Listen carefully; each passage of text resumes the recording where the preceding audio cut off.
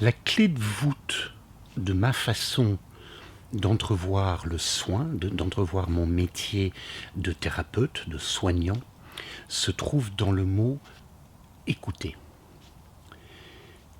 Alors évidemment, il y a l'écoute du client, l'écoute de la personne qui consulte. La personne va rentrer en cabinet et elle va me raconter des choses, elle va me raconter ses difficultés, ses problèmes de santé, et je dois l'écouter en posant de temps en temps quelques questions.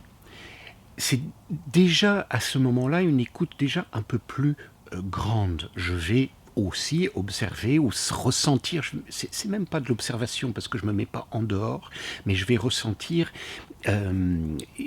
quel mot elle souligne particulièrement, quel état d'esprit elle a à ce moment-là. Je vais observer ou être conscient de comment elle bouge son corps, s'il y a de la nervosité, s'il y a plutôt de l'épuisement. Donc tout ça, ça s'appelle de l'écoute. C'est une forme d'écoute. Mais après, c'est pas le tout. Il y a une deuxième partie de l'écoute dans ce que je vois comme un métier de thérapeute en chamanisme et aussi d'autres thérapies alternatives. C'est l'écoute de la maladie, l'écoute du corps de l'autre. Sans forcément toucher. Je ne touche pas d'ailleurs. Mais l'écoute de la maladie de l'autre. Qu'est-ce qu'elle vient dire ? Qu'est-ce qu'elle dit ? Qu'est-ce qu'elle exprime ?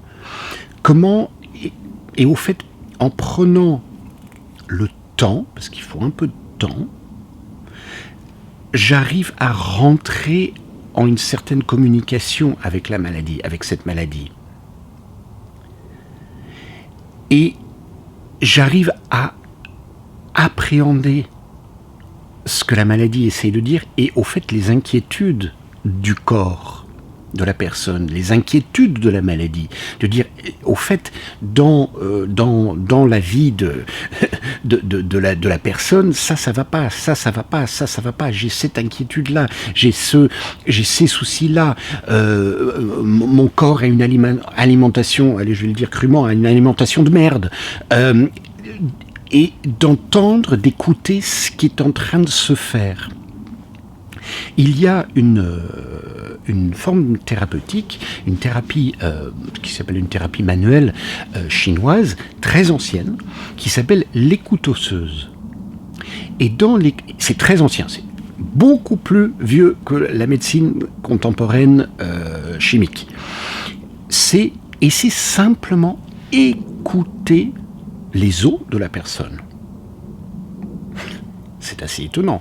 Écouter les os et les vibrations des os de la personne. Et je ne sais pas, rien que... Essaye de toi de te dire, est-ce que tu te souviens des fois où tu te sens vraiment écouté ? Vraiment écouté.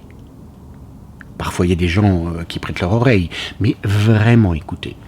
Je ne sais pas par qui, par un ami, par son compagnon, sa compagne, peu importe, vraiment écouter. Est-ce que tu te rappelles à quel point ça te fait du bien de dire que tu es entendu ? Eh bien, figure-toi que le corps et la maladie, c'est la même chose.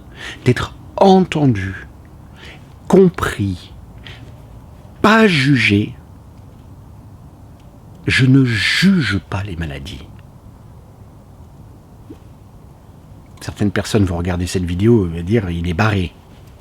Soit je suis barré, je ne sais pas. Mais je ne juge pas les maladies. Je ne juge pas les bactéries comme mauvaises. Je ne juge pas les virus comme mauvais. Si on les juge comme mauvais, ces choses-là, on est obligé, ou on est attiré par leur destruction. Eh ben non. C'est de communiquer avec les bactéries, communiquer avec ce qui ne va pas dans le corps, communiquer avec le système du corps qui est en dysfonctionnement. Ça ne peut pas se faire dans un rendez-vous chez le généraliste pendant 20 minutes. 20 minutes, je suis assez généreux. Ça prend un certain temps. Et c'est comme ça que je soigne. je rentre en communication avec, je rentre en écoute bienveillante, pas critique, pas attaquante, avec le corps de la personne, sans toucher, je ne touche pas. Et avec l'aide de ce processus, de l'écoute, j'aide aussi le consultant, la personne qui vient me voir, j'aide aussi, ou j'essaye d'aider, la personne à aussi s'écouter. Puisque moi je prends le temps pour le faire, lui ou elle peut aussi prendre ce temps-là. Et c'est essentiel.